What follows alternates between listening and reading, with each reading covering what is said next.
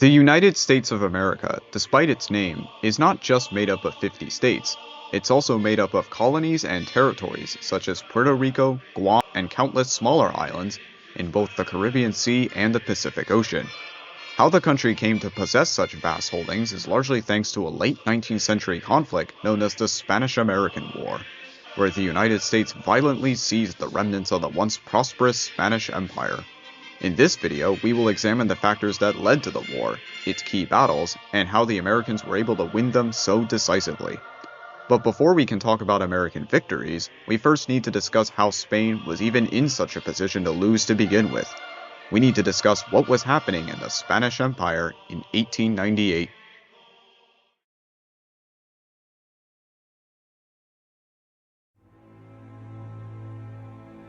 The Spanish Empire had long ago been a global superpower, but by the 1890s, it was on the tail end of a long period of economic and military decline. Their once vast colonial holdings in the Americas and the Pacific were gradually stripped away during the 19th century until, eventually, all that remained was Cuba, Puerto Rico, the Philippines, and Guam, as well as the Caroline, Mariana, and Marshall Islands. This decline was caused primarily by a vicious cycle of revolution and repression within Spain itself that led to political instability, as well as a slowness to industrialize and a perpetually stagnant economy. The constant turmoil at home had ripple effects throughout the empire abroad, resulting in Spain losing most of their colonies and the vast riches they held through native insurgencies and revolutions. Such was the case in Cuba, Spain's wealthiest remaining colony. The Cubans had been engaged in a bitter struggle for independence since 1868, when they launched a 10-year war in order to shake off their occupiers. The Spanish had restored control by 1878, but their harsh methods would only embolden future freedom fighters, such as José Martí, Máximo Gómez, and Antonio Maceo. These men and several others would lead Cuban juntas against Spanish authorities in February of 1895, picking up where their predecessors left off. To quell the new insurrection, the Spanish Prime Minister, Cánovas del Castillo, initially called on General Arsenio Martínez Campos, who had led Spanish forces in the 10-year war. But when Campos arrived in Cuba, he quickly discovered that the Cuban guerrillas were significantly stronger and enjoyed much more popular support than in 1868. Campos could see clearly that an effective counterinsurgency would be impossible, as did Prime Minister Castillo. However, the latter was under intense political pressure to continue the fight regardless, and Campos was soon replaced by a hardliner, General Valeriano Weyler. Under Weyler, the Spanish used their most brutal methods yet, including a policy known as reconcentration. This involved the establishment of concentration camps in order to keep the Cuban people separated from insurgent influences. The reconcentrados were kept in appalling conditions and regularly suffered from starvation and disease, claiming the lives of at least 150,000 Cuban civilians. Yet Weyler's inhumane tactics hardly worked in suppressing the Cuban juntas, instead drawing the ire of another, altogether more existential threat to Spanish control of Cuba, the United States of America.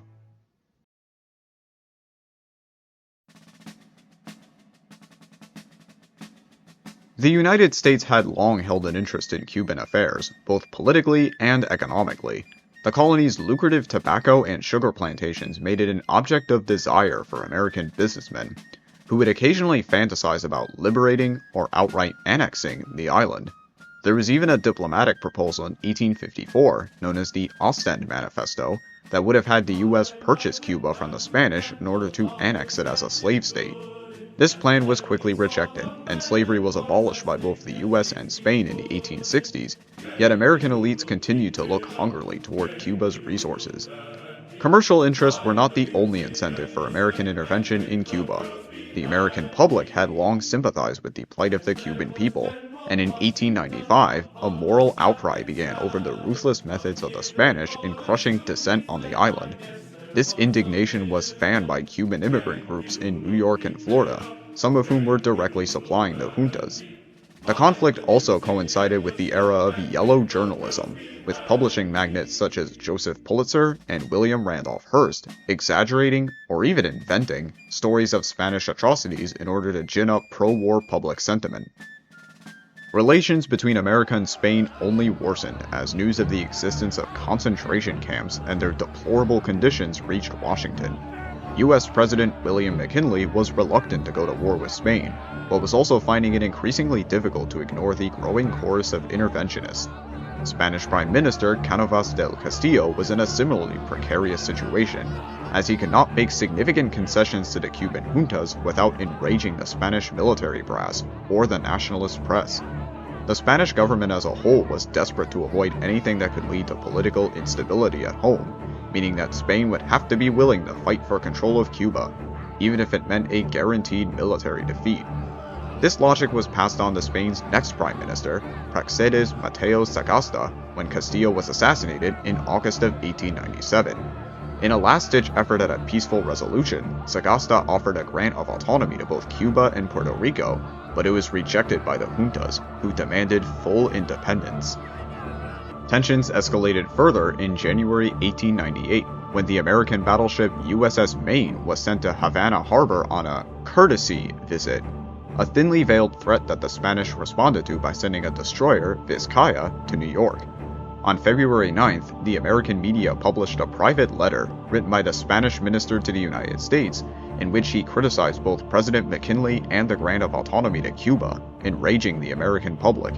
And on February 15th, the USS Maine suddenly exploded in Havana Harbor, killing 266 sailors. A Spanish-led investigation of the explosion correctly guessed that it was caused from inside the vessel, but the American media blamed the Spanish, alleging that they had laid a mine underneath the ship as a deliberate provocation. "Remember the Maine, to hell with Spain" became a popular battle cry amongst the warhawks in Washington as the US government readied a military response. On April 20th, 1898, the US Congress, with President McKinley's backing, passed a joint resolution that recognized Cuba's independence and demanded the Spanish completely withdraw from the island. Prime Minister Sagasta, with national honor and the survival of his own government on the line, refused. The United States and the Spanish Empire were now effectively at war.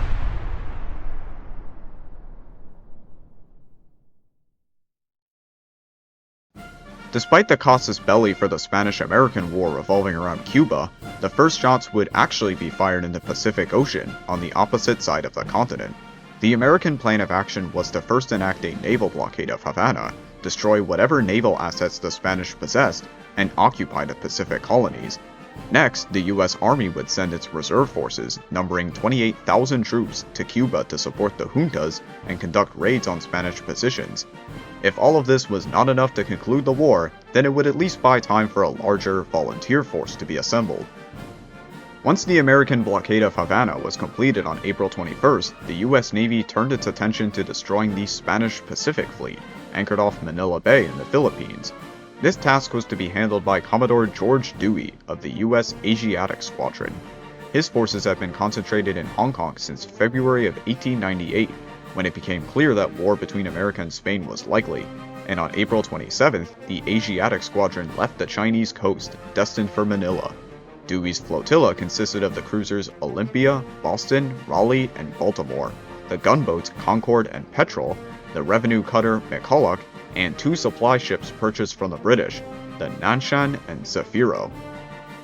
By comparison, the Spanish squadron in Manila Bay, under the command of Rear Admiral Patricio Montojo, was significantly weaker and less technologically advanced than Commodore Dewey's fleet. Montojo possessed 7 unarmored vessels, the largest being made of wood, with 37 guns between them, whereas the Americans could count on no less than 6 steel ships mounting 53 guns, 4 of them having armored decks. Recognizing these unfavorable odds, Montojo planned to move the Spanish fleet to Subic Bay, where he could ambush the US Navy once it had anchored in Manila. But this plan was scrapped when war broke out, as Subic Bay could not be fortified in time.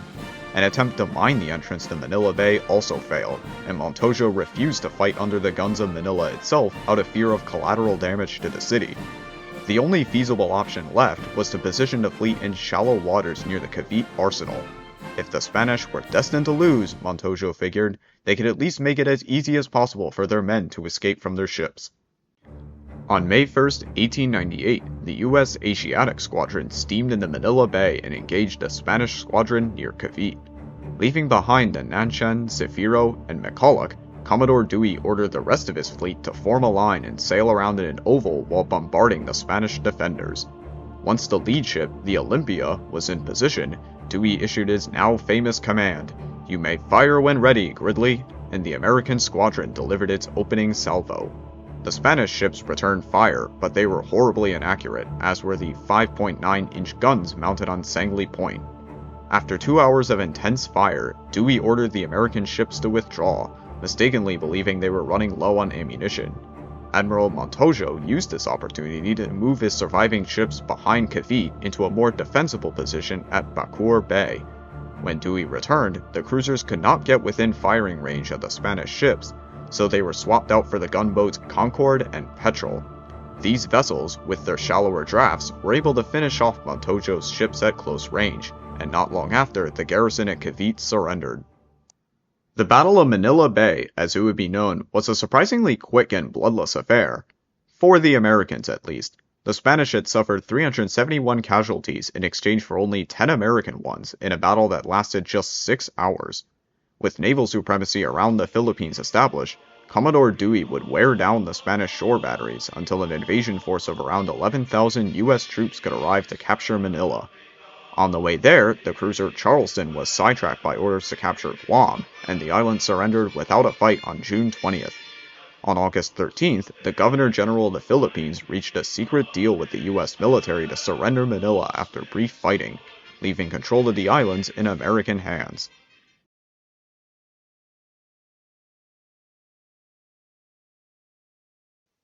In stark contrast to the quick, spectacular victories in the Pacific, the war in Cuba was protracted and bloody. This did not surprise the Americans, as they knew Cuba was considered to be the crown jewel of the Spanish Empire, as well as their wealthiest colony. Unlike in the Philippines or Guam, the Spanish were not about to give up the island without an honest fight. On April 29th, Spanish Admiral Pascual Cervera and his Caribbean fleet departed the Cape Verde Islands to reinforce their brethren in Cuba. However, the fleet could not dock and join up with the main Spanish force in Havana due to the ongoing blockade there, so the admiral instead settled into the port of Santiago de Cuba. This turned out to be problematic anyway, as the American blockade would fully encircle Cuba by May 27th, bottling up Cervera's fleet.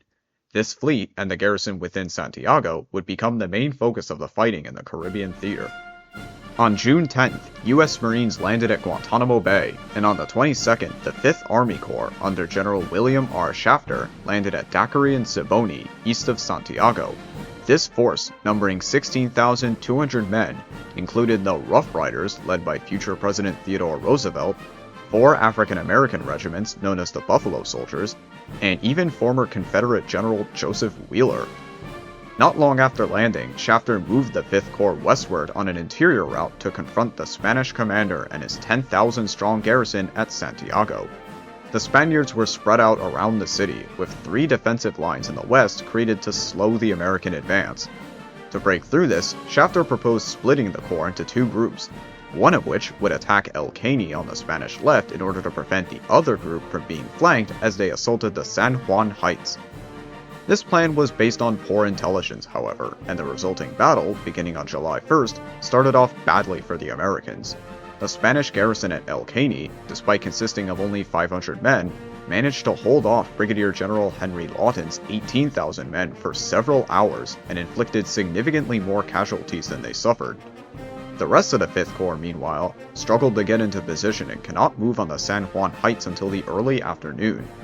These setbacks were frustrating, but not devastating, and eventually a line of Gatling guns were set up by the Americans that forced the Spanish to abandon the summit of San Juan Hill on their left. At the same time, Theodore Roosevelt, in command of the 1st U.S. Volunteer Cavalry, charged across Kettle Hill on the Spanish right, forcing them to fall back onto their second line of defense. At this point, the 5th Corps was too exhausted and disorganized to keep up their momentum, and with General Shafter's request to withdraw denied by Washington, the Corps had no choice but to settle in for a siege of Santiago. The Battle of San Juan Hill was by far and away the bloodiest and most famous battle of the entire war. While a tactical success for the Americans, they suffered over twice as many casualties as the Spanish, and also failed in their objective to immediately take Santiago. Not that they would have to wait long, however, as the Spanish general Ramon Blanco was spooked by the outcome of the battle and feared the prospect of a Spanish squadron falling into American hands. Thus, he ordered Admiral Cervera and his Caribbean fleet to abandon the city, despite knowing that it would likely lead to the ships being destroyed instead. On July 3rd, Cervera began his breakout attempt, hoping to escape westward to Cienfuegos, but U.S. Admiral Winfield Schley and his fleet caught up to him, sinking 4 out of the 5 Spanish ships and forcing the last one to beach itself. The brief engagement resulted in 350 Spanish dead and 160 wounded, as well as the destruction of the entire Spanish Caribbean fleet. It also prompted the Spanish government to recall a squadron under Admiral Manuel de Camara that had been sent into the Pacific to relieve the garrison at Manila. As for the defenders of Santiago, they would hold out against the American besiegers until July 17th. The last battles to be fought in the Caribbean theater took place in Puerto Rico. The commanding general of the army, Nelson Miles, was tasked with leading an expedition on the island, but could not bring the 5th Army Corps with him due to them being immobilized by outbreaks of yellow fever and other tropical diseases. The invasion force instead consisted of 1,300 infantry, split into 3 columns, who would land on Puerto Rico's southern coast and converge on the capital of San Juan. Miles's forces landed in Guanica on July 25th and saw initial successes, but faced greater and greater resistance from Spanish troops as they pushed further inland. They ultimately never managed to reach their objectives, however, as the signing of a ceasefire agreement by the United States and Spain on August 12th ended hostilities. And on December 10, 1898, the Treaty of Paris was signed, officially bringing the Spanish-American War to a close. The Treaty of Paris, ratified by the United States Congress in February 1899, stipulated that Spain was to give up control of Cuba, Puerto Rico, Guam, and the entire Philippine archipelago in exchange for $25 million in compensation for Spanish properties that were lost. Cuba was finally granted its wish for independence, but the imposition of the Platt Amendment by the United States in 1902 severely restricted the new Cuban state and forced it into a heavily dependent relationship with America, something that would later foster a deep-seated resentment among the Cuban people. The rest of the territories gained by the United States were kept in their original legal state as colonies, meaning that America now possessed a de facto overseas empire. In the Philippines, this would result in a new conflict in 1899 between the American occupiers and Filipino rebels, who felt betrayed and deceived by their allies.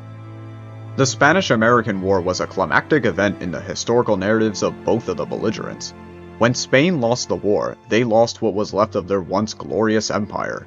Yet as devastating as this loss was, it also gave the Spanish people the space to reflect and think critically about their history, as well as their place in a modernizing world. It was during this period of humiliation and regeneration that the so-called Generation of 1898 made lasting contributions to the arts and sciences, in addition to producing some of Spain's best-known literary works. As for the United States, the end of the war produced the exact opposite effect, creating an upswell of nationalism and putting America's growing military might on full display to the world. The war also established a political and moral precedent for American interventionism that would define the US's foreign policy going into the 20th century. Therefore, it can be argued that the death of the Spanish Empire led to the birth of an American one.